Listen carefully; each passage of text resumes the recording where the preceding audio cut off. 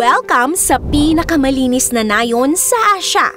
Dito sa halip na maduming kalsada, naggagandahang mga harden ang iyong makikita. Sa halip na polusyon, malinaw na kalangitan at napakalinis na tubig ang iyong masisilayan. At sa halip na mga basura, ang iyong makikita ay mga basurahang gawa sa kawayan ang nagkalat sa daan. Ang lugar na ito ay dinarayo ng mga turista hindi dahil sa magandang tanawin, kundi dahil sa kanilang kalinisan. At alam mo ba kung saan ito matatagpuan? Hindi sa Singapore at mas lalong hindi sa Japan. Ito ay makikita sa India. Alam naman natin na kilala ang India sa kakulangan ng sanitasyon. May mga lugar na grabe ang polusyon sa hangin at tubig.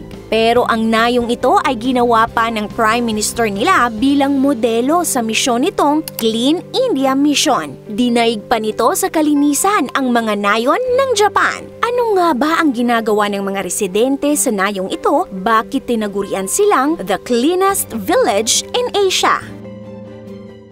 Ang bansang India ay isa sa mga pinaka-polluted na bansa sa buong mundo. Kaya naman nagulat at namangha ang buong mundo na sa India pala matatagpuan ang pinakamalinis na nayon sa Asya. Walang iba kundi ang maliit na nayon ng Maulinong. Taong 2003 nung ideklara ng Discover India magazine ang Maulinong bilang cleanest village in Asia at taong 2005 naman bilang cleanest village in India. At ang titulong ito ay sertipikado at pinatibay ng UNESCO at mga media tulad ng BBC at National Geographic. Ang Maulinong ay matatagpuan sa state ng Meghalaya malapit sa border ng Bangladesh. Dito din makikita ang isa sa mga living root bridge ng India na tinaguri ang UNESCO World Heritage Site.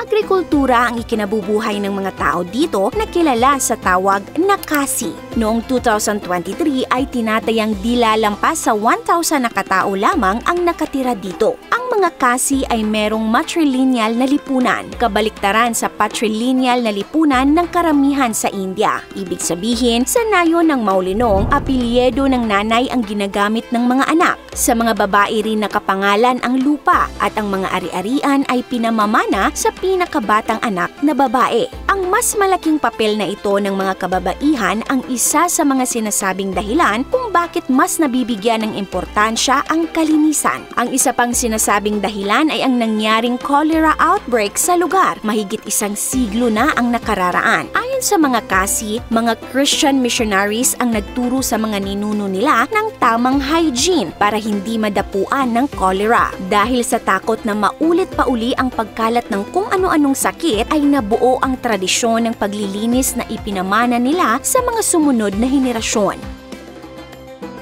Ang Maulinong ay tinatawag ding God's own garden dahil bawat bahay dito ay may sariling mga harden. Naging ritual na sa mga residente ang paglilinis araw-araw. Sa murang edad pa lang ay tinuturuan na nila ang kanilang mga kabataan na maglinis. Kaya naman araw-araw bago pumasok sa eskwela ay naglilinis muna sila. Bata, matanda, sama-sama silang naglilinis hanggang Sabado para mapanatili ang kalinisan at ganda ng Maulinong. Mahigpit na pinagbabawal dito ang plastic bags at paninigarilyo. Bawat sulok ng nayon ay merong basurahan na gawa sa kawayan. Bawal ang magtapon ng basura kahit saan. Ang mahuling nagtatapon ay magbabayad ng multa na $1 o nasa 50 pesos. Maliit lang ang multa, pero dahil sa kahihiyan na itudulot ng pagkahuli ay iniiwasan talaga ng mga residente ang pagtatapon ng basura kahit saan. Ang mga nabubulok na basura naman ay ginagawa nilang pataba sa lupa at lahat ng bahay dito ay may sariling CR dahil mandatory ito. Napaka-stricto rin ng village leader nila. Sinusuri nito ang bawat bahay para ma-check kung malinis ba. At bukod sa kalinisan, sinisiguro din ng nayon na lahat ng kanilang residente ay nakakapagbasa at nakakapagsulat. Kaya naman ang literacy rate ng nayon ay 100%.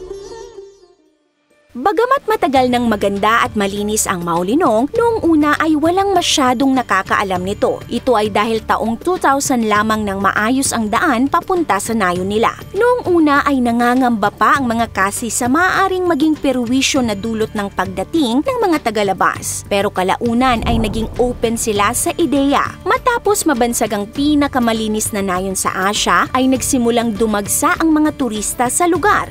Curious sila kung talaga nga bang malinis ang Maulinong at maraming ang humanga sa kalinisan ng lugar. Nakatulong ang turismo para mapaganda ang buhay ng mga taga Maulinong, pero pati ang mga turista ay mahigpit na pinagbabawalang magkalat sa lugar.